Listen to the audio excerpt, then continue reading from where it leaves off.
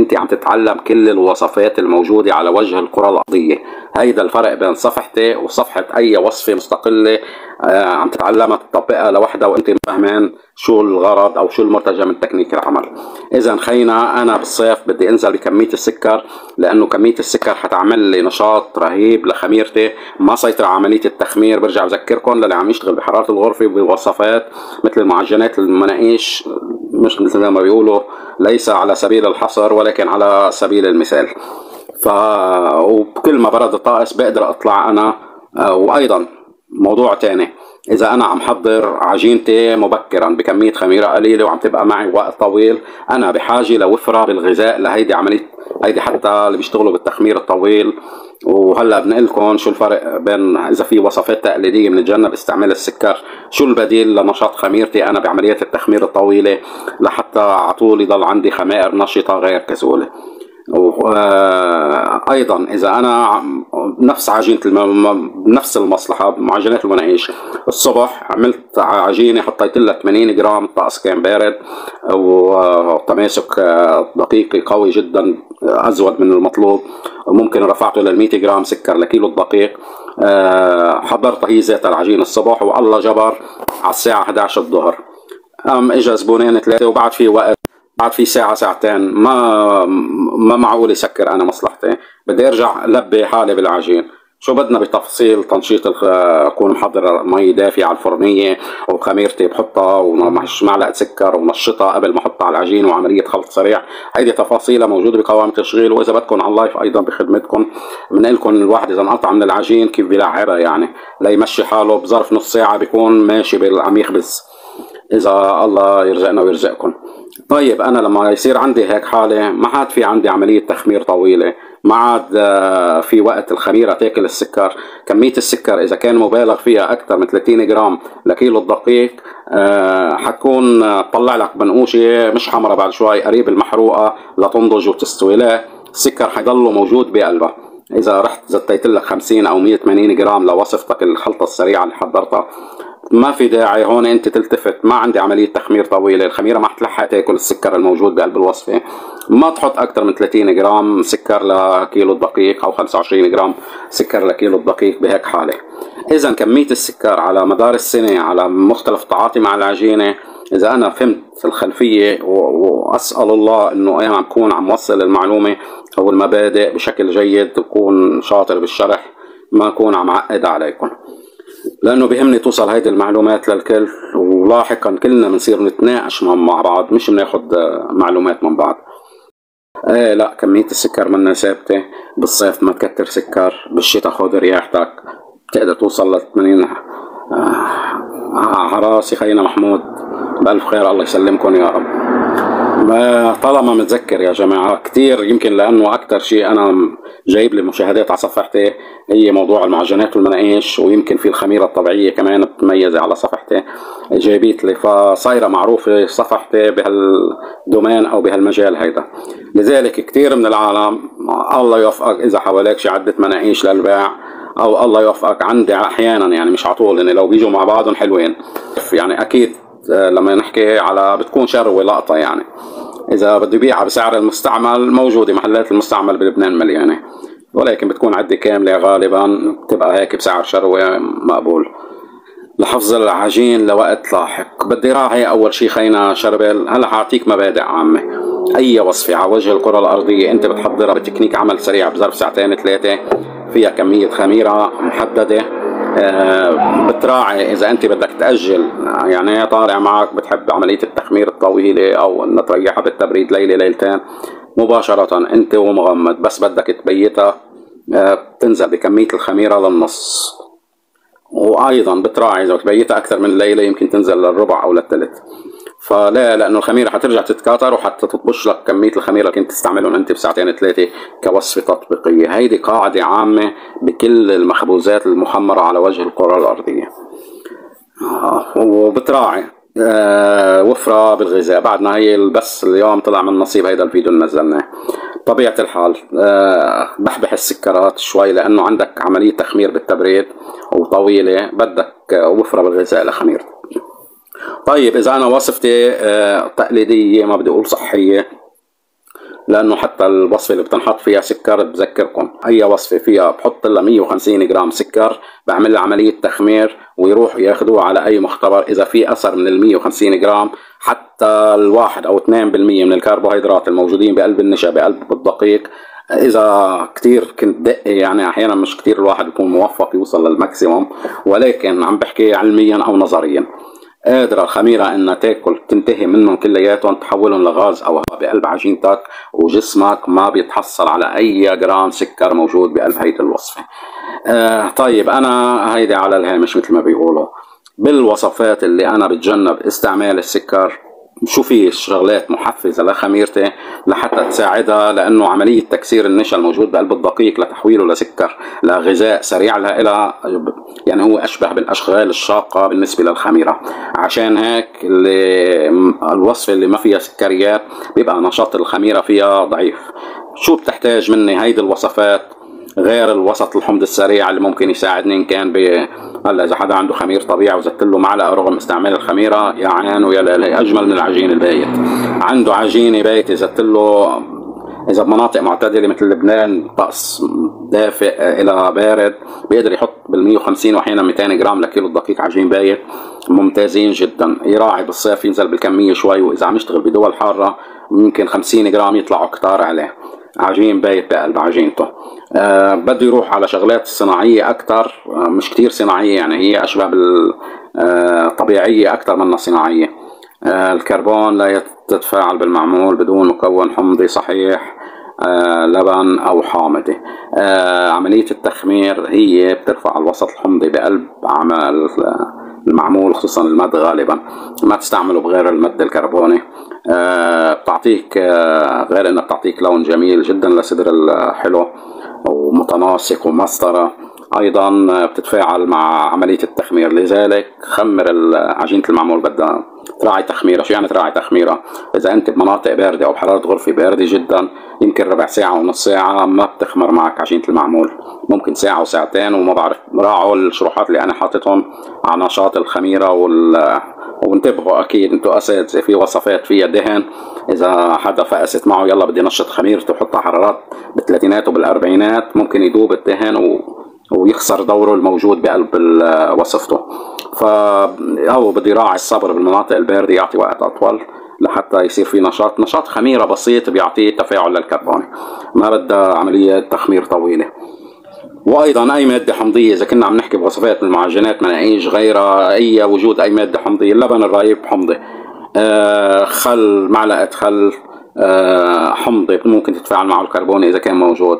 حدا حاطط ملح ليمون سيتريك اسيد شغلات ايضا حمضيه ايضا ممكن تعمل. وبرجع بذكركم نشاط الخميره بقلب اي وصفه كيف انه يفعل الكربون بشكل جيد. مي دافئ بعدنا عم نحكي تيمو، اذا المي الدافئ بده يدوب لي الدهن اللي انا مشربه للسميد انا خسرت الوصفه. بده يكون دافئ بمعنى الطقس البارد، يعني اكيد ما يتجاوز العشرينات بدايه العشرينات الدرجات.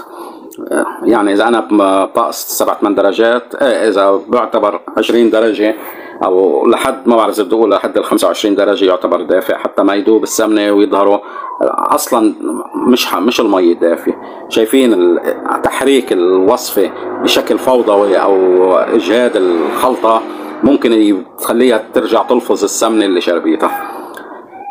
الله يسعد مساكم ويبارك فيكم حبيبي الملك ابو ليلى، الله يسعد مساك منور. لتنظيف مجاري الغاز الفرنيه، والله لو خي ابو يحيى هون على السمع كنت سالت لكم اياه، هو خبره بهيك شغلات. ولكن انا شخصيا قد ايه بتلاقوني متفلسف هيك ومتفلسف بعالم الطحين والتخمير والهيك شغلات، قد ايه بتلاقوني جاهل بشغلات كثيره حتى لها علاقه بقلب مصلحتنا. يعني انا كثير من الخلطات ماني شاطر فيهم، يمكن هلا بالفتره الاخيره بلشنا هيك عم نستفيد من الوالد بالمعلومات بعالم الغير مخبوزات، يعني شوي على الغاز. ف بذكركم الوالد قضى عمره شاف يعني 55 سنة وخبرة وتاريخ، وكان له أكيد أثر كبير بهيدي المعلومات أو بجزء مهم منها حتى تكون دقيق. ما بتتفاعل الخميرة بهيك طقس بمي باردة. بدنا إذا رفعنا كمية الخميرة هلا، خلونا نصير علميين، يعني بين كلمة بارد وبين دافئ بدنا نحكي بحرارات. أكيد تحت ال10 درجات مئوية حيكون في كسل للخميرة أشبه بانعدام النشاط، يعني لما نحكي ببضع ساعات يعني بعد شوي غير ملحوظ نشاطها. إذا عم نحكي بحرارات تحت ال20 حيكون النشاط مقبول شوي، وبضع ساعات بنحصل على نتائج، خصوصا إذا راعينا ورفعنا كمية الخميرة. بدك وصفة سريعة مشاطيح خارج رمضان. هلا خيي ابو ليلى، مفهوم المشاطيح شوي بيختلف من منطقة لمنطقة، ومن احيانا نفس المنقوشة فيك تشرحها وتقول لهم مشروحة، احيانا فيك هيك شوي تخليها قريبة للبريوش يعني. بس بنحكي قريبة للبريوش، انا بحب اعطي مبادئ للعالم تستفيد، هو يتحكم بوصفته مثل ما بيحب ويرفع المستوى للمستوى اللي بيحب او يتناسب بالكوست او بالكلفة اللي بيتحملها. اكيد اذا انت محضر عجينة بدك تعمل منها هيك مشاطيح حلوة وتزينها بحبوب وشغلات، وانت الله متخذ بالكلمة انت انسان كريم، بالحد الادنى بدك 25-30 جرام حليب. اول شيء بيعطوك لون خبز مبكر، بيعطوك لون حلو مهما خمرت المشراح عندك ليعطيك طعم رائع. ايضا بتضل يلون بوجود الحليب البودره. وبتقلي انا قاعد عم بعمل ببيتي وما فارقه معي الكلفه وعم طعمي اولادي، بدي احط 50 جرام، حط 50 جرام حليب بودره، بس مش لهالدرجه ما في داعي.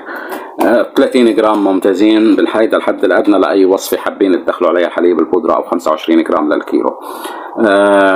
بتقلي انا هيك وصفه بدي اياها شوي يعني اعمل تناقض بالطعامات، ارفع مستوى السكر فيها. بقول لك ايه، فيك تحط 100، واذا بدك تعمله سميك وما في خوف يمكن توصل تكسر ال 120 جرام سكر. ما بدي اقول 150، خايفين تكون القرصه زياده شوي. قول معي خميرة نفس مبادئ اللي بشرحهم على صفحتي عن طريقة الخباز التقليدية يلي بيتعاطى مع عجينته. إذا كان عندي تكنيك عمل طويل وتعاطي طويل مع هيدي العجنة، أكيد أنا حاطط كمية خميرة قليلة ومعتمد على فنيات الخباز. إذا كنت مستعجل عليها نشط خميرتي لأحصل على نتيجة ممتازة، وإذا كانت العجينة نايمة تنام وعلى مهلها تخمر لتوصل للمستوى التخمير الممتاز. أبو أيمن الغالي الله يسعد لي مساك، منور خي عزيز. بيجي عنا الدهن غالبا نحن بنحط 30 ل 50 جرام، هيدا الحد الادنى زيت تقليدي بحط له قريب 30 جرام للكيلو زيت، وكوسطيا اغلب المخابز يمكن 50 جرام 60 جرام زيت لكيلو الدقيق. بوصفات المعجنات والمناقيش ما بدنا نحكي على تكنيك بيرفعوا نسبه الزيت لل 150 و200، عم نحكي على الاشهر يعني. هلا حابب تستبدلهم بسمنه طيبه عندك على فكره البريوش، ممتاز وخير وبركه. عندك موفر زبده لا بأس فيها، يا محلاهم. شو بدنا نقطع بعد؟ حكينا على الحليب، حكينا على الخميرة، حكينا على السكر، حكينا على الدهن. هلا المطيبات عامة بكل الوصفات المخبوزات المخمرة أشهر مطيب لإلهم المحلب. انتوا أساتذة وبتعرفوا ما في داعي.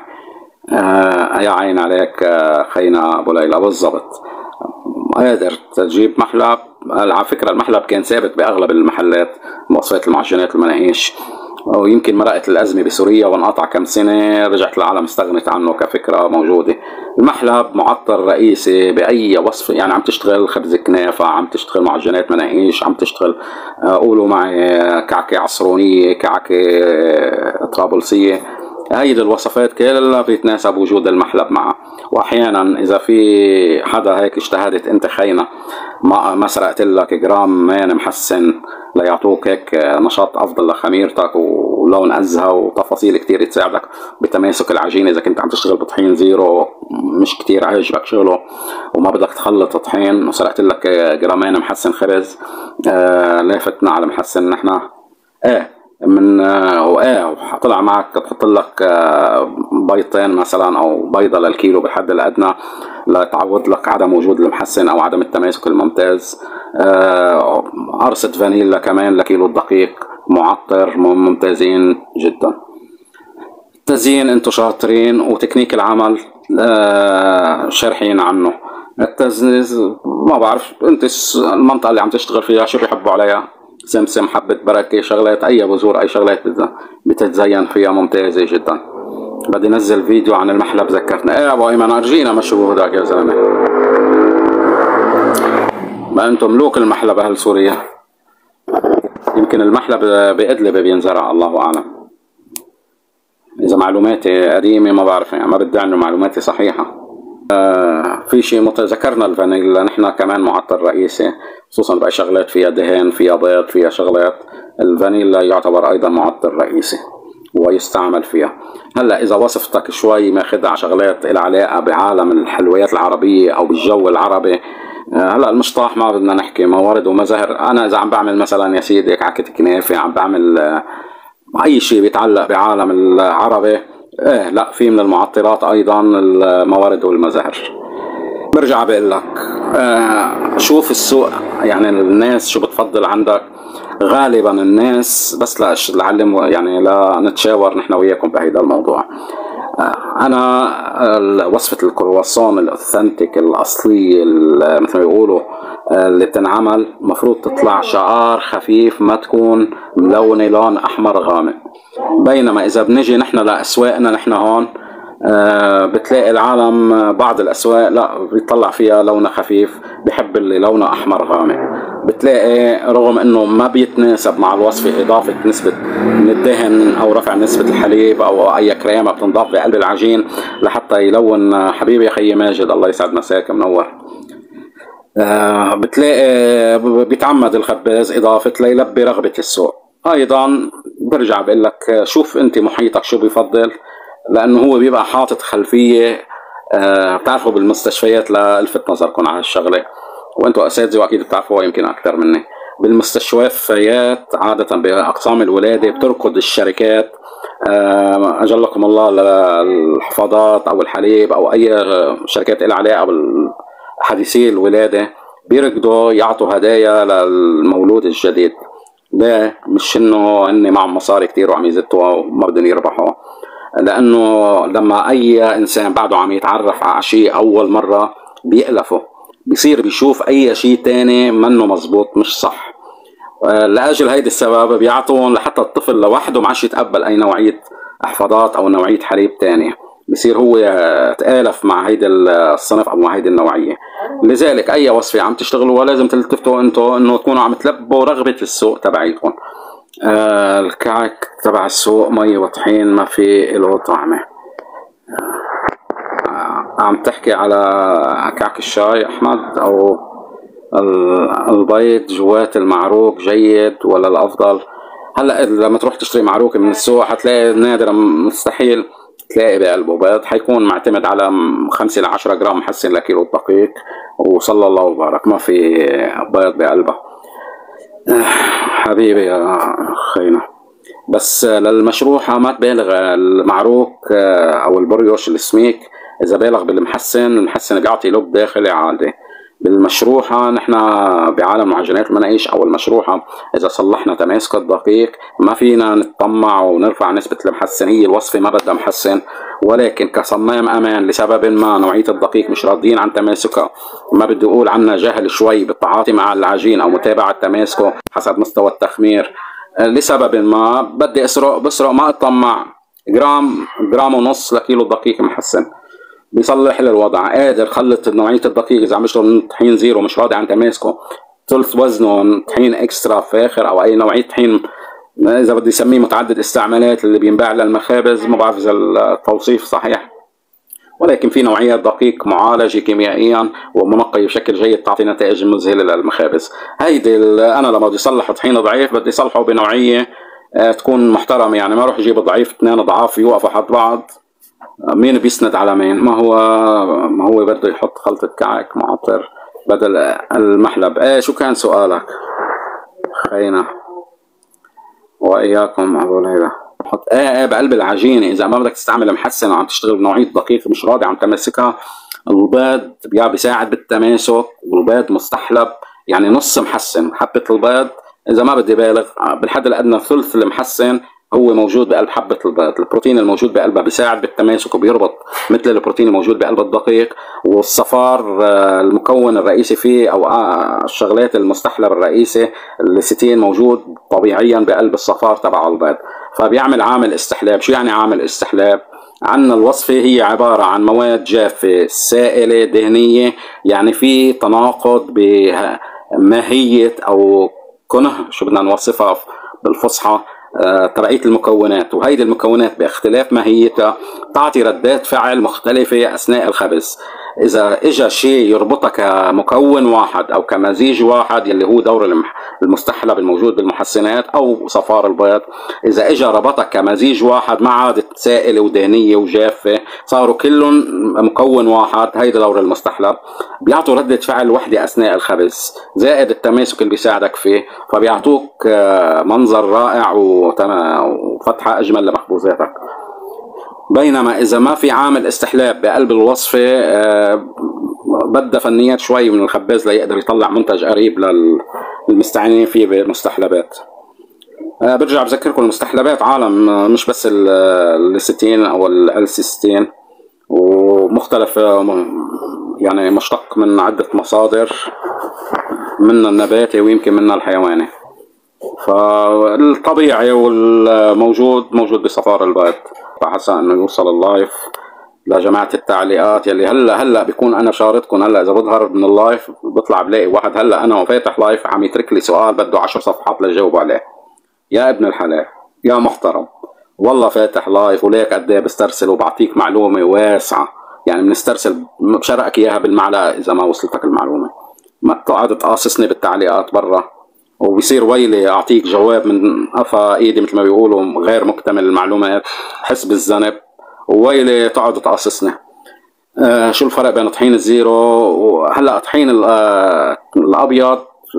زيرو طحين ابيض، الاكسترا طحين، كل انواع الطحين اللي انشالت منها النسبه الاكبر من قشره القمح هي طحين ابيض. بتبلش تختلف نوعيات الدقيق حسب مستوى التنقيه ومستوى البروتين الموجود بقلبها، بيصيروا يقسمون. لما نحكي المفروض طحين زيرو انه يكون منخل منشال منه الجزء الاكبر ولكن فيه اثر بعد مهم من قشرة القمح. خينا احمد شماس، اذا عم تسأل على المعروق فيك تحط 5 و10 جرام للكيلو. اذا عم تسأل على المشروحة ذكرنا بالشغلات الرقيقة او ما بدها لب داخلي، نحن زعبرة بنسرق لنا جرام ونص محسن لكيلو الدقيق. هولي زعبرة، يعني هولي فنيات مثل ما بيقولوا خباز، ما منهم الوصف. كيف لما انا عندي وصفه ما فيها سكر وعندي خميره وبدي نشطها بسرق، الوصفه قايلت لي انه ما في سكر بقلب العجينه، ولكن عندي خميره انا بقلب هيدي العجينه وما بدي اقعد اجيب انزيمات ملط واشتراك ستلايت وواي فاي وما بعرف شو. عم حضر وصفه بسرق لي 15 جرام سكر، 20 جرام ماكسيموم لكيلو الدقيق، بشكل انه وجود هالكميه القليله ما حيأثروا بطبيعه الوصفه اذا كان بدي اياها كريسبي من برا او لاسباب كثير بتمنع وجود السكر.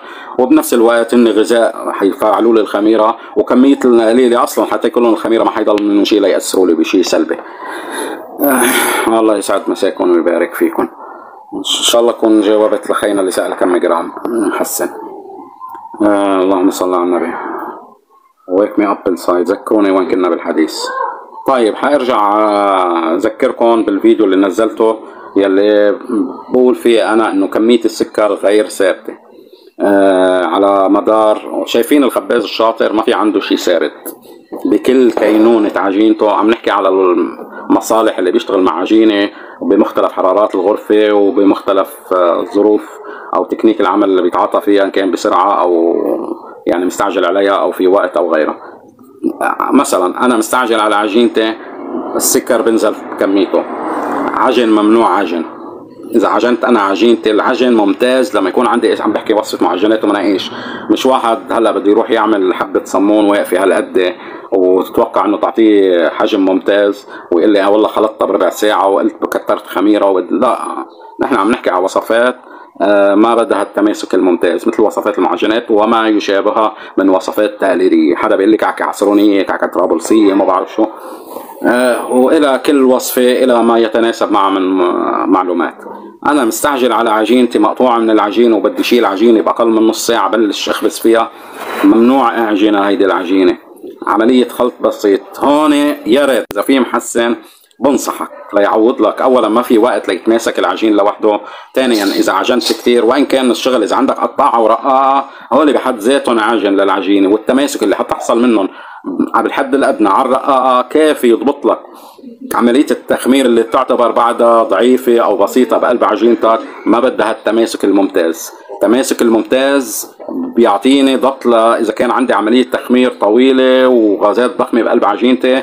هونيك التماسك الممتاز بقول لك ايه، المفروض يكون عندك وحده من التنتين، او عجن لعجينتك بشكل جيد وعلى اصول العجن واحترام حرارات العجن وتاخير كميه الدهن للوقت المناسب حتى يكون بلش ينعم الدقيق ويتماسك. يعني بدك تلتزم بكل المثاليات. او اذا انت عندك وقت طويل، الوقت الطويل كافي يعطيك التماسك، اللهم ما بيعطيك الشده. هلا انت استاذ وشاطر، اذا عجينتك مترهله وعم تمغط ما بينشغل فيها امسكها، لانك انت ما عجنت. ولكن الوقت وقت طويل، نحن بس نحكي فوق الساعه او ساعتين، البروتين بينفرز لوحده بيعطيك التماسك بدون جميله العجن. شو بيفيدنا هيدا الشيء؟ بحصل على تماسك بدون شده بحاجه لاستراحات طويله. بعد ساعة ساعتين 3 ساعات اشتغلت بعجينتي لأنه مش عاجنها بشكل جيد، وضعها ممكن يكون مترهل. شو يعني مترهل؟ يعني عم تشطشطة، عم تمغط العجينة ما بينشغل فيها. شو بتعمل؟ الله بيعينك، طويها على بعضها قد ما بدها حتى هيك تشد أعصابها شوي. إذا كنت عم تكور دعكة دعكتين، إذا كنت مكورة وبدك تمرقها على العجينة ما تنتظر عليها تسترخي كثير أثناء التكوير، حتى بس تكبس على الرقاقة تعطيك هيك ضغطة وشدة لإلها. هيدي فنيات انت بدك تلعب فيها، فبتعود استرخاء العجينه تعطيها الشده من هون. اما التماسك الممتاز اخذته هي من الوقت الطويل، لانه البروتين بدون جميلتنا بذكركم بيفرز وبيتماسك عجينتنا بدون المثاليات. عمليه العجن ما هي الا تسريع لفرز البروتين والتماسك لتكنيك العمل السريع، او بيعطينا الشده لها دور كبير بكثير من الوصفات وإلى علاقة. حكينا لما كنا عم نحكي بكمية الملح بوصفاتنا، وقفة الحبة إلى علاقة بقد ايه مسترخي. مرة أنا إذا العجينة مش مرتاحة بشكل جيد ما بتفتح معي بقلب الفرن. مرة بكون أنا فاهم الفكرة ومبالغ بمريح عجينتي او معتمد تكنيك مش العجن، تكنيك المساج او الرق العجين. يعني ياخد عنده رقاقه كرواسون او رقاقه بقلاوه، خلط عجينته خلطه وراح من رقعه على الرقاقه ويطويها على بعض لحتى تاخد هيك نعوميه وتماسك، ولكن ما صار فيها شده. بالغ شوي يمكن بالخميره، يمكن حط له ماده حمضيه لترخي شده الجلوتين. المهم بالغ بانه يريح هيدا الجلوتين ليعطيه فتحه اجمل. شو بيصير؟ بتعطيه فتحه اجمل بالفرن، ولكن ما فيها الشده الحد الادنى من الشده المطلوبه لتعطيه وقفه حلوه لمخبوزاته.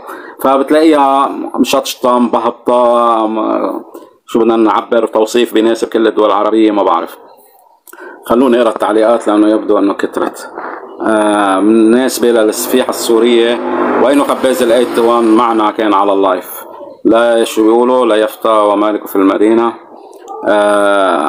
السفيحة إذا بتصور هي نفس الأرمنية اللي عنا، نفس شو بنقول مختلف الدول، ما بدناش نتناقش بالمسميات.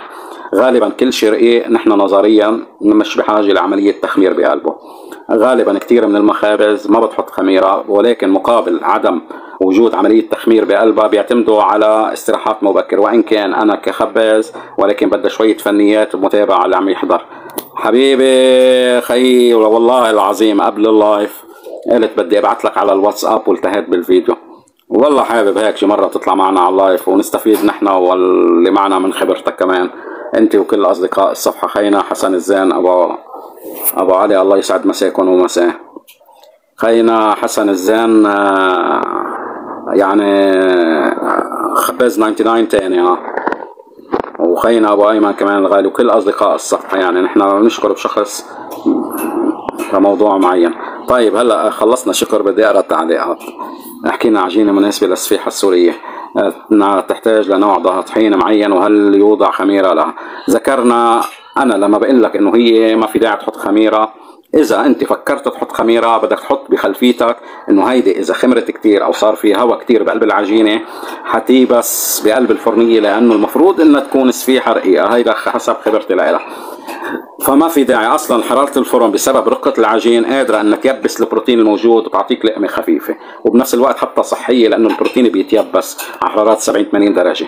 اما بالوصفات السميكه اذا ما في عمليه تخمير هيدا البروتين ما بتقدر حراره الفرن تيبسه، فاذا ما خمرت عجينك بيعمل لك مشاكل، مش موضوعنا حتى ما نضيعك. لما انا حطيت هيدا الخلفيه براسك، اذا انت حابب تسرق شويه خميره بيعطوك لون جميل لكعب مخبوزاتك، بيعطوك استرخاء بسبب عمليه التخمير لانها ترفع الوسط الحمضي.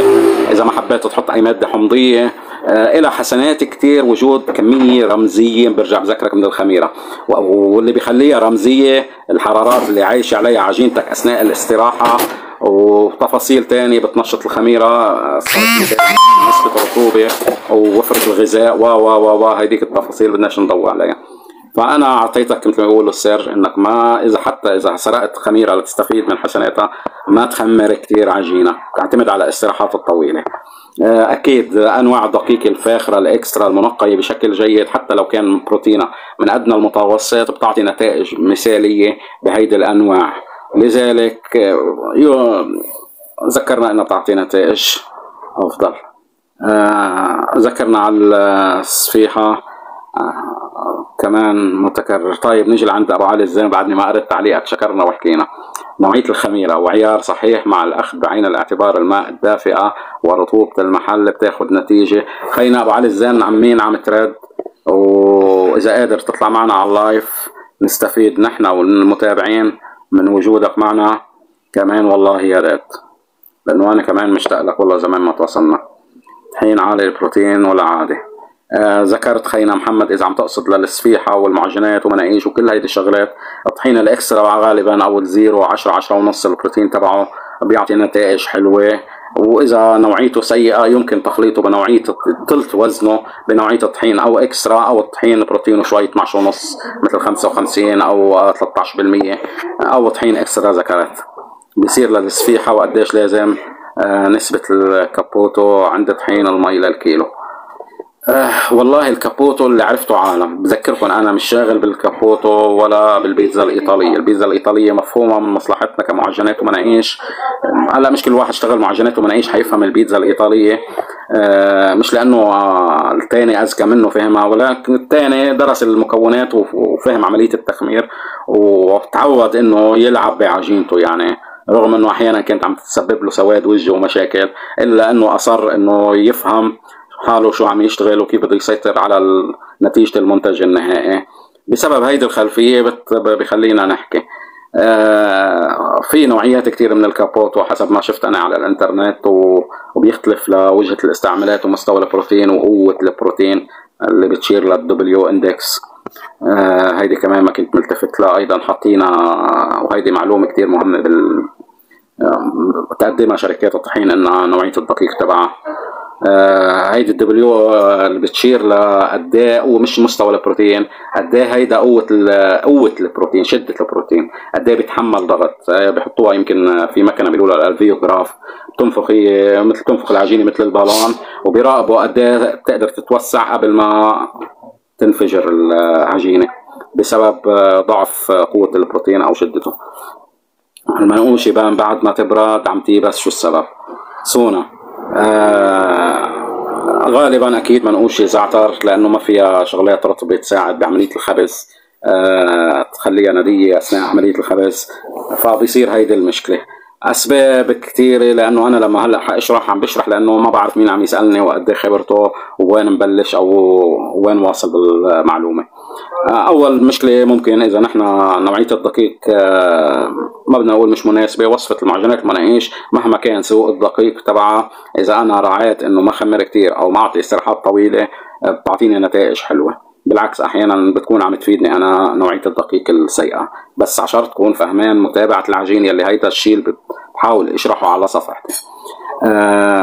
اذا انا الدقيق عم بطقس صيفي وحار وعم حط مي دا كتير سخنه، التماسك عم يكون سيء. اذا انا عم زت كل الدهن ولكن مش عم بشتغل تكنيك المشروحه الرق والخبز المباشر، بعد اكيد ما تستريح عجينتي وتخمر بشكل جيد لتبلش تعطيني نتائج بهالطريقه السريعه.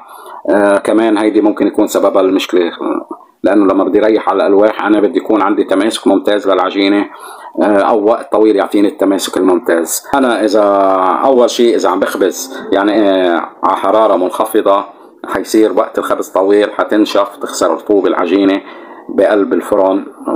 فأنا إذا خمرت عجينتي بشكل جيد بالمصلحة بالفرنية عم بخبزها على فرنية حرارتها ما بتجيبها أفران حتى يمكن الواحد عن جاهل يكون فرنها عم يشتغل على فرنية ولكن الفرنية مش حامي بشكل جيد أو شوي متنورن بكمية الغاز وقاعد عم بيتكتك عليها. وقت الخبز الطويل بده يخسرها رطوبة زيادة بدها تنشف وتيبس. هيدا ذكرنا إذا ما فيها مشاكل بالتماسك العجين سابقا. قولوا معي طالع معي أنا بدي أعملها مشروحة وأخبزها على حرارات منخفضة كمان وما فيها نسبة دهن، مش معي نسبة دهن عالية بعجينتي أو تماسك ممتاز. مش تماسك ممتاز يعني تماسك رغم أنه بدون استراحة إلا أنه أنا شديت التماسك على الرقاق، يعني التماسك مقبول للوصفة. كمان ممكن تنشفوتي بس إذا حدا عم يشتغل على فرن بيت أو شيء اللي بننصحه فيه ما يبالغ بكمية الخميرة، يعتمد على الاستراحات الطويلة، ما يبالغ برقة المنقوشة، يكون هيك شوي حرفي أثناء الخبز. إذا بيقدر يقصر المسافة بقلب الفرن تبعه يعلي الصينية يقلبها على ظهرها صينية الفرن ويخلي هيك لو شبر عن الحرارة العلوية، وأكيد يكون محمي فرنه مسبقا وبشكل إنه ما يفوت المنقوشة على صينية، لا ينزلها يحملها مثل ما بيعمل الخباز وبينزلها على الأرضية يلي المفترض انها تكون معتدلة الحرارة حتى ما تنضج من الكعب. يعتمد على الحرارة العلوية بالفرن. وهيك بما انه رفع الصينية هو أثر أصل يعني اختزل مساحة الفرن، حتصير كمية النار القليلة اللي عنده تعطيه جو أقرب شوي إلى الفرنية، أكيد مش مثل الفرنية. المشكلة حسب ما حكيت عم تخمر نعم كترة الخميرة. ليش بتعملنا مشاكل على الخبز المتوسط؟ الخميرة بتنشط بقلب عجينتنا أيضا إذا كان وقت الخبز طويل بسبب حرارة الفرن أو لسبب ما. خميرة أثناء الخبز فوق ما هي يمكن تكونوا مريحينها برا، وهيدا الشيء غلط. إذا أنا عم بخبز على فرن حرارته معتدلة مش عالية ممنوع إنه تخمر العجينة ويتضاعف حجمها. بس مش أكيد مش ما تخمر عجينتك وترتاح، لا التخمير له دور مهم، بس تجنب انك تترك عجينتك تخمر على الالواح او اي مطرح حاططهم، تكون رقيقه مشكله خالصه ويقعد يتضاعف حجمها ضعف وضعفين وترجع تخبزها حراره متدنيه. هون هالضعفين الغاز الموجودين بقلب عجينتك لما تفوت على قلب الفرن يلي حرارته معتدله وحيكون وقت الخبز اطول وتبلش تشم الخميره ريحه ال 40 و50 درجه اثناء الخبز، حيستعر نشاطها حتعطي كميه غازات ضخمه. هلا نحن ما بنشوف هيدا الشيء ولكن تبلش العوارض انه ما تماسك العجين ما يتحمله، تبلش تظهر لبرا وتنشف وتيبس وتفوت حراره الفرن على قلب العجين اللب الداخلي لجوا وتنشف وتيبس معنا. تجنبوا الاستراحات بعد الرق اذا كنتوا عم تخبزوا على افران متدنية الحرارة او المبالغة بكمية الخميرة والتخمير. وراعوا وجود نسبة دهن، الدهن بيحمي شوي. بال60 جرام مقبولين لكيلو الدقيق ممتازين. المشكلة مثل ما عم بفهم من الناس بس تبرد يا بتنشف يا على الحل بالعيار الصحيح ويعتمد على العجين الطري. ايضا يا عيني عليك يا ابو علي، كمان كنا عم نذكر عملية العجن والتفتنا. انا لما كل ما كنت عم بخبز على حرارات معتدلة كل ما كانت عجينتنا غنية برطوبة كل ما حتطول لتخسر الرطوبة المقبولة اللي لازم تحتفظ فيها بعد الخبز. فبطبيعة الحال كل ما كانت عجينتكم ماخذة حقها من الرطوبة ويا ريت تضطروها سنة صغير ما في مشكلة، وبس تضطروا عجينتكم تقدروا تطلعوا بنسبة الملح. نحن لما نحكي بنسب الملح القليلة بنحكي على تكنيك العمل بالمصلحة ونسب الرطوبة اللي بنعتمد عليها، لأنه أحيانا بنقطع على مكانات وشغلات إذا العجينة كتير رخوة بتعذبنا. معي بهالموضوع أخينا أبو علي الزين ولا لا؟ فبدي يكون ضبط لمستوى الرطوبة، مش إنه ما بتكون ماخذة عجينتنا حقها من الرطوبة ما يلتبس علينا الأمر، ولكن ما نبالغ بمستوى الرطوبة إذا كنا عم نشتغل مصلحة. إذا بدك بس تبرد تضل طرية المنقوشة لازم تكون خمرنا منيح. صحيح خمرنا منيح بس بدون استراحات بعد بنرجع بنذكر بعد الرق استراحات طويلة. يعني شغلة الموضوع له علاقة بقد ايه انا مخمر وقد ايه ممكن الواحد يلاقي حاله لا استراحة 10 دقايق اعطتني النتيجة اجمل، بس اكيد مش روح اتركها ساعة على الواح وتعبي وتضعف. ابو القاسم الله عليكم السلام ورحمة الله وبركاته. الصفيحة الأمرية بدها طحين ومي صحيح فقط، وخصوصا إذا كنا بمناطق دافية أو حارة مي وثلج. الله يسعد مساكم. الاستراحات الطويلة هي اللي بتعطي الاسترخاء للعجين تطلع هيك مرتاحة بالفرنية، وممكن ممكن تتحضر قبل بيوم او بضع ساعات طويلة حتى يكون ارتاح العجين. محمد رحال عم ينزل على الاسواق انواع خميرة قليلة الجودة. يا ابو علي بدك سمي لك اياهم بالازمة، انا ابتليت فيهم. نزلت انواع تانية والله، وبكن باودر مرطب وحالة والله حالة. ينتبهوا والله ينتبهوا، يعني الواحد يتأكد من جودة الخميرة. البكن باودر مفتوح بيجي مرتب على شوي شقف بقلبه. طيب انا بدي اذكركم بالفيديو اللي نزلته يلي له علاقة بنسبة السكر يلي غير مقدسة باختلاف حرارات الطقس باختلاف تكنيك، يعني وقت التحضير إن كان مبكر أو سريع. نحن لما نكون بحرارات دافئة أو حارة نبلش ننزل بكمية السكر، وأنا بالداعي بتقدروا تنزلوا ل 25 أو 30 جرام لكيلو السكر ممتازين كافيين ينشطوا لكم خميرتهم، وبنفس الوقت تسيطروا على عملية التخمير بسبب حرارات الطقس العالية. أما إذا كنا بلش يبرد الطقس نقدر لأسباب كتيرة غير إنها غذاء للخميرة أنا شارحها، ولكن هالمرة أنا مضوي على موضوع الخميرة.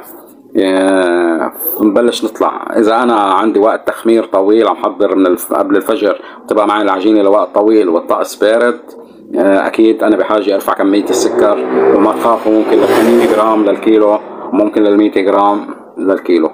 اما والعكس صحيح، مقطوعه من العجين ومستعجل على عجينتي ما عندي وقت تخمير طويل، ما في وقت تاكل الخميره السكر، لو حطيت 25 جرام لكيلو الدقيق سكر كافيين انه يعطوني لون ممتاز بقلب عجينتي، وبنفس الوقت يعطوا شويه نشاط للخميره بهالوقت القصير، يسعروا نشاطها للبي حالي باقل من نص ساعه مشي عجين. طريقة الجريش ابو علي الزين انت معنا؟ انا بقدر احكي علميا عن الجريش، بس انا بحب زي ما بيقولوا اللي ايدهم بالمصلحة. خلينا الجريش اول شيء اكيد بده يتخلط مع نوعية دقيق، وغالبا تكون اكسترا وفاخرة. هلا ببلش احكي علميا انا معك اكيد. هو يا ابو علي الزين اللي عم يجاوب، فكرت انت عم تسأل. بطبيعة الحال لا تطرى الجريش حتى تجري، خصوصا الخشن. انا اكاد احط مي سخنة للجريش السخن يا جماعة، الخشن لحتى يطر الحبة. بس ننقعه بكمية مي وافرة قبل بليلة، بنبلش لحالها نسبة المي اللي باقية بنضيف له نسبة دقيق. غالبا اذا كان فاخر اكسترا بيعطينا تماسك ممتاز، او يعني بنلبيه بكمية الطحين قد فيه وفرة بالرطوبة تبعيته لنحصل على عجينة متماسكة. ونفس تكنيك يعني بمجرد ما عملتها للعجينة نفس تكنيك المعجنات المناقيش. اللي بيعرف يشتغل المعجنات، اللي تابع شروحات المعجنات المناقيش، تكنيك الخباز التقليدي، مش في كتير طرق شهادات مختلفة أيضا موجودة بقوام التشغيل، ولكن اللي مضوي عليها أكثر هيدي التريع على الألواح وتدفئة العجين ومتابعة وضع العجين حسب مستوى التخمير. كل هيدي الشروحات الموجودة بقوام التشغيل بعنوان معجنات ومناقيش، يلي هو بيعرفهم قادر يشتغل كعكة عصرونية، قادر يشتغل قول معنا خيا أبو علي حتى طرابلسية إلى حد ما، لو إنه إلى تكنيك مختلف أحيانا بيعتمد على اليدوي أكثر من المكنات. فقادر يعمل كعكة الجنيه، فقادر أي هيك مصالح قريبة مفهوم العجينة، ولكن بتختلف بعض الفنيات والإضافات. أكيد إذا عم يعمل كعكة عصرونية بده ياخدها على التقليد شوي، أو بده يخلط بطحين اسمر تلت طحين، او بده يستفيد من طحين الفرخه لو 200 جرام لكيلو طحين الابيض يعطوه شويه تراديشنال للعجينه. دقه الكعك ينسون حبه البركه، سكر، خميره، الزيت عند دهن المخبوزات. عم ينصحك بالتعطير تبع العجينه دقه الكعك، وينسون حب ينسون بودرة او قصده حبة البركة، يعني قريتها ينسون حب بيفي. هلا من باب الفنيات بيجيب ينسون، شو بيجيب ينسون بودرة ولا حب؟ بس عم اتأكد، بس عم بمزح، عم عيط ليوطوا صوتهم بس مش اكتر لما تكون طلعت بوشكم. وانا بحب اذا امكانية الواحد عم يعمل شغلات جريش يمرق له شوية، يعني بقلبها جريش خشن ممتاز، بس قادر انه ينقعوا بمي سخنة، بيطروا له اياها للحبة وبيضلوا هيك اثناء الكاتشي بتعطيه يعني طبيعة الحال. قصدي المقادير اخي الكريم، مثلا لكل كيلو طحين قد بحط ينسون وحبه بركه. ابو علي الزان والله لا والله لا والله العظيم مش شايفه وجه بوجه ابو علي الزان، يعني لا بيقربني ولا بعرفه ولا ما تاخذوني بالكلمه في شيء تجاره بيني وبينه، بس صار تواصل عبر الانترنت وشفت مستوى شغله ما شاء الله عنه، مش مخلي وصفي ما مادد ايده عليها. انا قد ايه بحكي لكم معلومات، انا مش شغل كثير وصفات بالمخبوزات، بحكي من باب خلفيه العلميه، في كثير وصفات تلاقوني بالكم انا شغالها وبحكي فيها، والشغلات اللي ماني شغالها منوه قبل ما اشرح انه هيدي مش شغالها بايدي. هذا عم يسالني على خبز الصاج، اول شغله بقول له اياها انا مش مادد ايدي على خبز الصاج، بس اذا بدك خلفيه العلميه بهيدي المصلحه بقدر فيدك فيها، وانت بتراعي اثناء تطبيق هيدي المعلومات وبتشوف هل فادتك هيدي المعلومات او ما فادتك. هلا بفضل الله كل اللي عم يتواصلوا معنا عم بيأدوا لنا التحيه، وهيدا الفضل لله اولا واخيرا، لانه المعلومات هي رزق من ربنا. جريش منقوشه 5 كيلو اكيد 250 سكر لل 5 كيلو، 2700 مي، شو بعد بدك اكثر من هيك؟ نزل لك كميه المي، او 200 جرام زيت، 50 جرام خميره جريش. يعطيك الف عافيه لك لضيوفك يا حبيب القلب. اختصر بالنسبه للجريش في نوعين جريش، لحتى اللي كان عم بيسال في جريش بيتاكل اكل، هيدا بندخل له حبه الكعك، بنزيد اليانسون، بنزيد نسبه السكر، بنزيد حبه البركه. جريش المنقوش اللي بينعمل مناقيش بيختلف. نعم. من حيث حتى ما تطلع ثقيله على المنقوشه، يعني مثل نوع السكر يكون اقل، يعني هلا بعطيك عيار صحيح، اليانسون اقل، حبه البركه اقل، بنزيد نسبه الجريش فيها اكثر. المنقوشه بتختلف منقوشه الجريش عن الجريش اللي بتتاكل العاديه، لانه بده ينعمل فيها منقوشه زعتر، بده ينعمل فيها منقوشه جبنه، بدها تكون خفيفه وتقدر تنفخ، ما تكون ملبده، عم تخبزها انت على نار ممكن واطي. انتو شو المطلوب مثلا؟ اي نوعيه جريش بده؟ لا قصده المنقوش. ايه بينعمل مشروح مثل ما بنعمله نحن هون، مشروح الجبنه بدك اياه، بتشتغل في كل انواع المناقيش الجريش. ايه عم بيقول الجريش المناقيش هينا للمناقيش. جريش المناقيش بده يعتمد على الجريش الناعم مش الجريش الخشن عشان السرعه. الجريش الناعم. الجريش الناعم بيساعد المنقوشه اسرع. الجريش الخشن طيب جريش مشطاح عادي بدون شيء، يعني يعتمد الجريش الناعم، بحط له عيار العجين اللي عم بيشتغله هو ذاته، عباره كل 5 كيلو طحين بنزل نسبه المي يعني لل 2600، بحط الجريش ناشف بشيله من زومه ناشف، بضيفه للعجين 5 كيلو طحين، 250 جرام سكر، 250 جرام زيت، 50 جرام خميره، ملح اكيد 20 جرام 25 جرام ما بيأثر، الملوحات مع الجريش بيريح وبيشتغل عادي. بيلتزم بمبادئ المعجنات المناقيش اللي بنشرح عنها. صحيح. بس بضيف لها الجريش وحبة البركة والماكسيمون تبعها هيدي. بينما الثاني بده يضيف دقة الكعك واليانسون، بده يكونوا ظاهرين. الجريش المشطاح بده يكون دقة الكعك واليانسون وحبة البركة زيادة وظاهرين. ماشي خلينا، لانه بدها تتاكل بدون شيء مع اللبنه او شيء. ايه والله روعه. طيب بالنسبه للمناقيش، بالنسبه للمناقيش يعني انا عم بحكي على الخميره، ما حدا انتبه لمساله الخميره بالسوق، هيدي من فتره اللي وقع فيها مثلا، غير نوعيه الخميره، من عندك 100 صنف بالسوق، مثلا البريجمان انت بتستعمل 10 جرام وافيين بيعطوا احلى نتيجه، بينما بقيه الخميره عم تستعمل 15 و20 جرام ونفسها قصير وبطيئة. كمان الخميرة لها تأثير على المخبوزات كتير من ناحية رطوبة العجين، من ناحية انها تعلك، من ناحية لونها، لها كتير تأثير، بدهم ينتبهوا لمسألة الخميرة. فيها جزء منها سبب رطوبة او ما فيها محفزات، في كتير شركات خميرة بيجي فيها محفزات تعطي نشاط ممتاز، فبتفرق من نوعية لنوعية. الخميرة مضبوط، بس هيدي كتير عم توصل الا الازمه مرق شيء بجرس يا ابو علي، كان هيك خميره وباكنج باودر وهيك شغلات، بس مش كل الشركات، في شركات بتحترم حالها حافظت على المستوى. صحيح.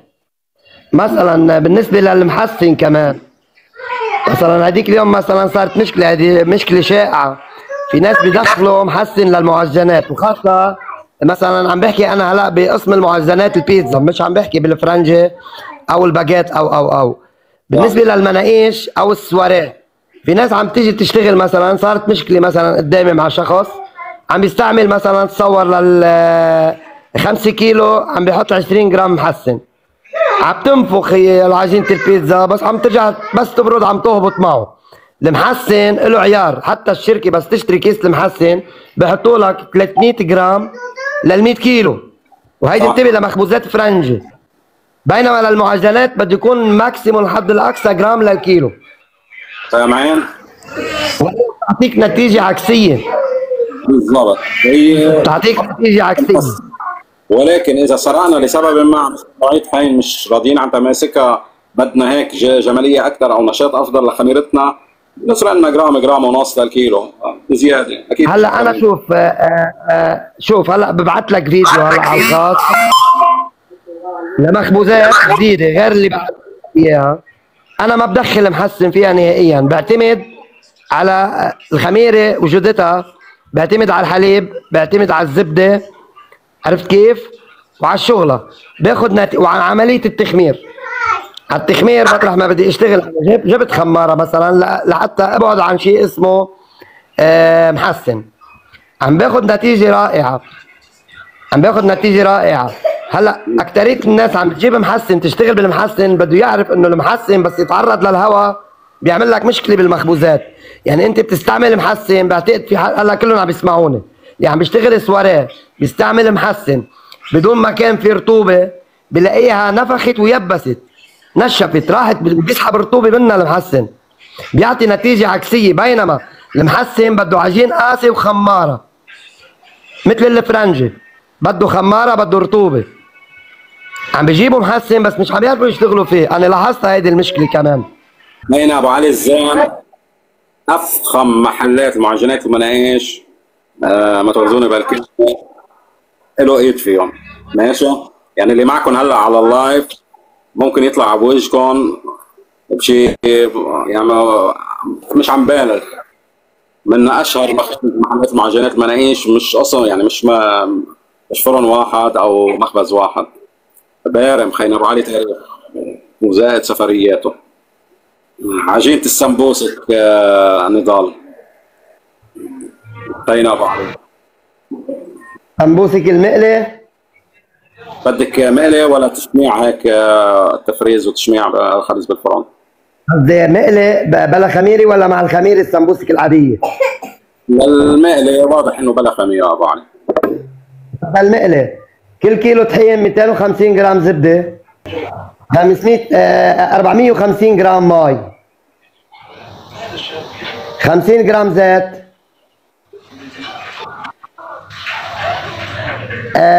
15 جرام خل. هيدي هي. 15 انا الحليب ما بضيفه، ملعقه نشا، يعني 50 جرام نشا. ليه بالوصفه؟ لا كلهم بالوصفه هون. هيدي للقلي، سمبوسك قلي لتطلع كريسبي. كل شيء على خينا ابو علي، التكنيك عمل عجنه، بتنعجن، بتنخلط خلط، بتخلط الدوائر الناشفه الجافه مع بعضها، مثل عندك المي بدون سكر، ما تحط سكر ابدا، 10 جرام ملح، بتذوب المي والملح مع بعضهم، وملعقه الخل معهم، ملعقه صغيره خل، بتضيف البيضه لإلهم. القوام الناشف لحال اخر شيء بتضيفه عباره عن طحين ونشا، والزبده بتفركه مع الطحين والنشا، الزبده، وبتضيفهم لهوليك للمي. ايه بترقى عادي. وزن الحبه اذا بدي بعطيها الحبه على مقطع المعجنات هيدي اللي بيقطعوا فيها سفيحه، يكون وزنها 15 جرام، بتقطعها بيطلع وزنها 15 جرام، بتعطيك حبه 100%. لانه اذا سمكتها انت بالقلي بيطلع فيها مثل فراغ ابيض. انا بدي اياها كريسبي كلها تضلها عم تقرش، لازم تكون الحبه وزنها 15 جرام لحتى تعطيك النتيجه المثاليه. عم تسمعوا عليه ذكر الوزن لتاخذ الرقه المطلوبه، يعني لازم تكون رقيقه، لانه كمان اذا سميك العجينه ما بتنضج بالقلي بسرعه. بصير بدها معامله. هلا انا ما بدي احكيك على عجينه الزبده لانه بدي اعطيك طريقه شغلها. هلا عجينه الزبده هلا هيدي نزلت جديده، عم بنزلها هلا حنزلها نازل عصور، علموني اياها هيدي الجمعه، نازل الجمعه نزلتها بفرع الضاحيه. عجينه الزبده حابعت لك فيديو تفصيلي عنها، انت بتنزلها وبتشرح لهم اياه كامل متكامل، من عمليه العجين، عمليه فرد الزبده بالعجين، عمليه الرق وكيف تعمل الطبقات فيها، وشو بتنحشى الانواع بقلبها. عرفت كيف؟ كمان بعطيك فيديو جديد غير هيديك العجينه اللي قبل نزلتها. كثير رائعه هيدي العجينه، عجينه الزبده شيء رائع، نفسها طويل بتقعد عندك يومين. لا سفيحه ما علبك اياها. 10 كيلو 100 جرام خميره. ايه 1500 زيت، 1500 زيت، انتبه شو عم بحكيك، 1500 زيت. 1500 زيت ماشي. سكر 500. 10. يعني كل كيلو 50 جرام. ماشي. ملح 30 جرام. ملح 30 جرام. صحيح. مي لكل كيلو 5000 مي، لل 10 كيلو 5000 مي. خميره ما احط. لك كيف ما بتحط؟ بتحط الخميره، لك شو بتعمل؟ بتحط المي فيها مش عم تنفعش انه بتحط المي. خليك معي. بتحط المي والخميره والزيت والسكر بالعجانه، بتذوبهم، بتضيف الطحين وبتعجنها، ما بتقل كثير بالعجين. بتحط المي والسكر والخميره والزيت والملح بالعجانه، بتذوبهم، ترجع بتضيف الطحين.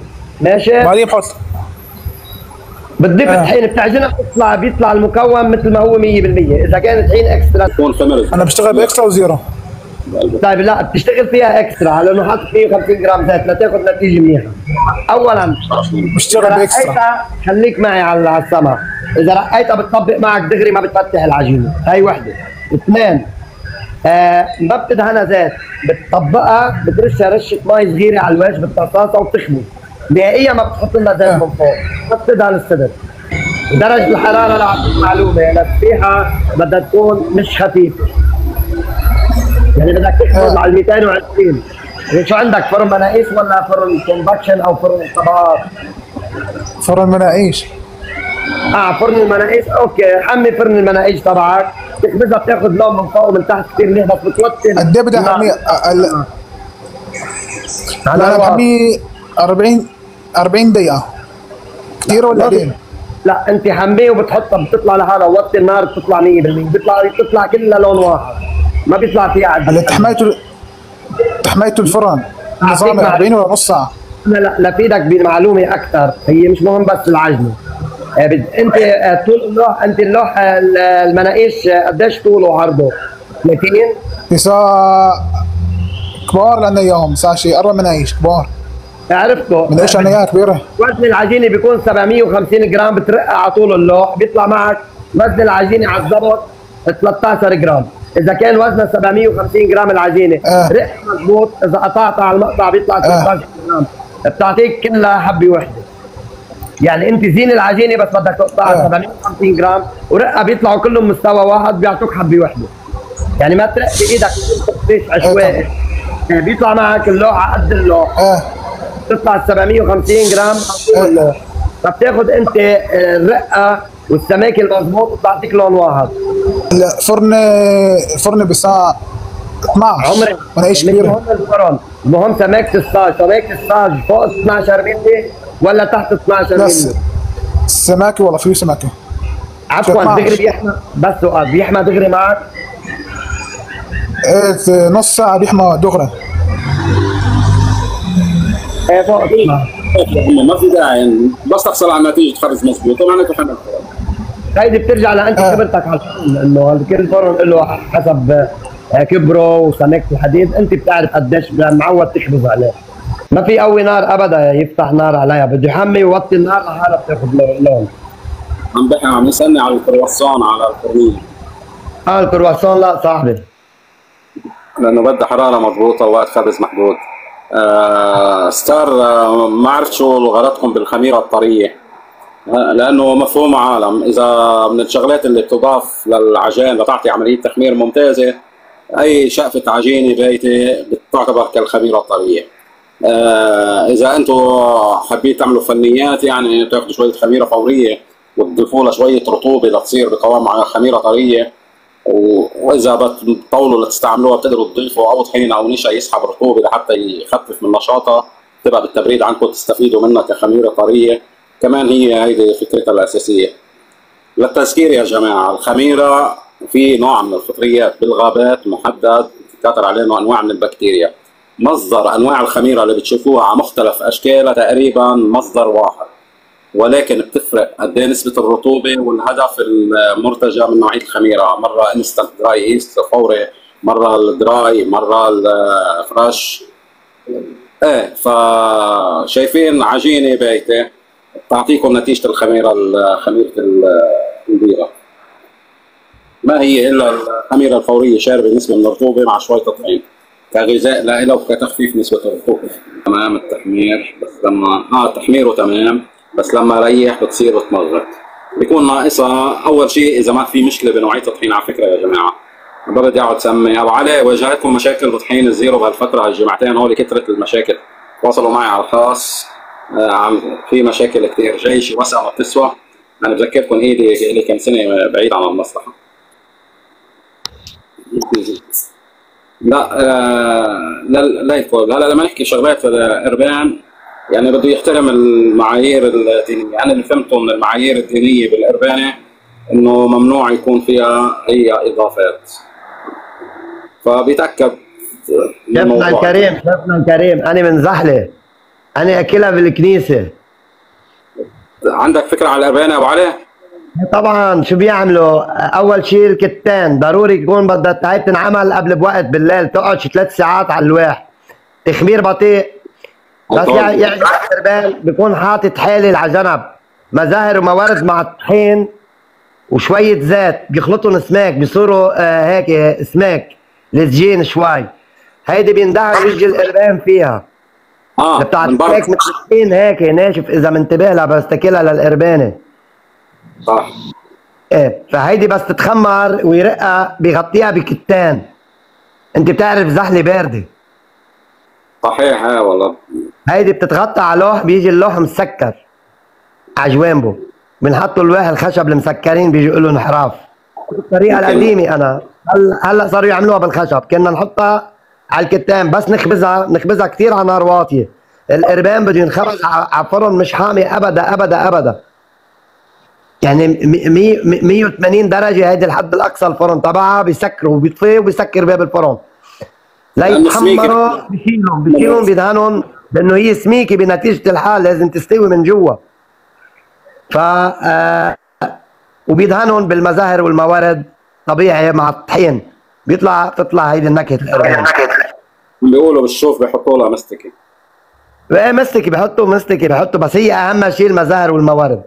انت كل الاربانه مستحيل ما تستشعر هيك بنكهه المزاهر على وجهها. بيجي الطبقه الخارجيه هيدي هيك مع الطحين، بتجي بيخلطوه مع الطحين والزيت المزاهر وبيدهنوا فيها بس تطلع من الفرن. سمبوسكه بجبنه مثلا، السمبوسكه بجبنه عباره عن بحكيك انا عكاوي. العكاوي بتدوب، انت لو نقعها اجمالا العكاوي بتدوب. اذا حطيتها بالسمبوسكه بجبنه وسكرتها كترت الحشوه بدك تفتح. صحيح؟ صح. اذا بتغلي فيها مي. كل اللي عم بيسمعوني صحيح. ماشي. هيدي بتجيب انت جبنه العكاوي، انت محليها مصفيها بالمصفايه، ماشي، شلتها على جنب. كل كيلو جبنه بتحط له من 100 ل 150 جرام طحين اكسترا. انا عم بحكيك على حشوه الجبنه حتى ما تفتح وتطلع الجبنه لبرا. بيدعكها منيح بتصير معجونه. هيدي المعجونه فيه يكتلها بولات قد ما بده ويحطها بالسمبوسك ويكتل قد ما بده وما بتفتح. بتاخد قوامه من جوا، بتلزق بكل العجين، بتطلع هيك مشرشر تشرشر. بس تفتح السمبوسكه بتلاقي الجبنه هيك مشلشله تشلشل بقلبها. طب عليك انت حط لي شي 300 جرام، اكيد بعد محل الجبنه حط لي 300 جرام مي وحليب ونشا، وارجع اربط الجبنه. هيدي اللي بدي استعملهم بالحشوات. اولا بضل فيها رطوبه، الجبنه بتمغط، وثانيا او بيعمل لها روح، وثانيا ما بتطلع، يعني ما بتغلي فيها رطوبه انها تعمل لك ضغط بقلب الحشوه. وما ولو طويل ما بتجلد الجبنه هيك بتنشف يعني. هيك اليوم كنا عم نحكي على المناقيش وعلى فرن الكنترول غاز كنترول كهرباء. نجرب شي مره المناقيش قد ايه بده حراره؟ ايه بينخبز منقوش عليه، خابز عليه. نجرب الزيت من فوق ومن تحت. ايه شيف، بده يكون حراره الفرن، بدك تكون انت متحكم بحراره الارضيه وحراره السقف. الارضيه حجر، اذا الارضيه مش حجر شيء ثاني. انا مثلا الفرن اللي بشتغل عليه خابز عليه طبقات، الارضيه حجر بعمله كنت 180 ب 250، اخذ منقوشه. بالنسبه لعجينتها، لها عجينه للبيكاسو، عجينتها عباره عن طحين، كيلو طحين، نص قرنين السبعات، نص ملح فقط لا غير، ملعقه زيت. هيدي هي بترقها للعجينه وبتمرق عليها البخاشه وبتحط البيكاسو، بتحط الجبنه بتخبزها، من بعد ما تشيلها بتحط حشوتها وبتاكلها. ليش حطينا هيدي العجينه؟ هيدي العجينه بتحمل حشوه ثقيله، عرفت كيف؟ يعني ما بتزوم، ما بترخرخ، بتقدر تاكلها وبتطلع طيبه. هلا اعطاكم هو ابو علي سر محل بيعمل عجينه معينه، انتوا قاعدين عم تتسلوا، ما حدا منكم عم بكبس ولا كبسه اعجاب. هلا فيك تعملها بالمحل كثير هينه بفرنك العادي، فرن المناقيش. هيدي العجينه كمان فيك تعملها انت، فيك تعملها بعجينه المنقوشه بس ما تكون حمرانه، ترقها ما يقارب بس 30 جرام وزن العجينه، ترقها منيح عباب الفرن، بتحطها شو انه تحطها تقلبها وبتشيلها بيضه تطلع معك. انا حتى ما صعبها عليك، تطلع تمشي حالها. هلا انا بفضل ما يكون فيها سكر، يعني يكون فيها خميره بلا سكر. هيدي العجينه اللي اعطيتها كل شيء اسمه حشوات ثقيله، بيكاسو، فاهيتا، دجاج، حشوات ثقيله فيها يعني صوصات، خس، مايونيز، خردل، صويا صوص، كل شيء اسمه حشوات ثقيله، عرفت كيف؟ هيدي العجينه بتحملهم وبالوقت ذاته ما بتعلق اكيد وبتاكلها طيبه. معنا على اللايف، يعني اذا حدا واصل اللايف اول مره، الصفحه فيها معلومات ضخمه بعالم المخبوزات. انا بعتمد بس يكون عجين بلا خميره، بعتمد على التقطيع بالطاولات وبدي طويله وبرق. بس اذا كان عندك انت محل والريسك خفيف، بقدر فيدك بشغله عجينتين. عجينه انت تقدر تقطعها وتطول معك، عباره عن طحين 7 اب، ملعقه زيت، بتقطعها بتحطها بالطاولات وبتتركها ساعه ساعتين، بتشتغل فيها قد ما بدك، بتحطها بالبراد ان شاء الله تشتغل فيها بعد 5 ساعات 6 ساعات. وبدك عجينه انه اسرع حتى ما تعلق معك او شيء، بتحط 100 جرام 100 جرام حليب، 100 جرام ل 2 كيلو طحين، 1000، انتبه شو عم اقول لك، 1000 جرام مي ل 2 كيلو طحين، قنين 7 اب او اقل من قنينه بشوي. بتعجنهم وبتشتغل عادي، بس اهم شيء البخاشه، تبخش على بخاشه العجين وترق وبتشتغل. يعني هون نوعين للبيكاسو، بيكاسو على البطيء وبيكاسو اسرع. اذا انت مستعجل كثير مضطر تحط لها شويه حليب حتى ما تعلق، تخلي شويه طراوه فيها، عرفت كيف؟ واذا على البطيء ما في داعي للحليب، بتقطعها بتحطها بالطاولات وبس. هيدي هي 50% على وصفه ابو علي، نسبه الترطيب فيها 50%. لا حط مع 7 اب القنين الصغيره ابو علي، ما هيك تبع 2 كيلو، قلت 1000 مي، 2 كيلو تقريبا شيء. يعني اذا ضيف الحليب البودره بحط نص قرنين 7 اب زياده، بتطلع 100 جرام، ما بيأثر. يعني 500 جرام مي للكيلو، 2 كيلو بيطلعوا 1000 جرام مي، وعندك 100 جرام 7 اب، عرفت كيف؟ بيطلع بحكيك على الجرام انا، و100 جرام حليب بودره. هيدي هي.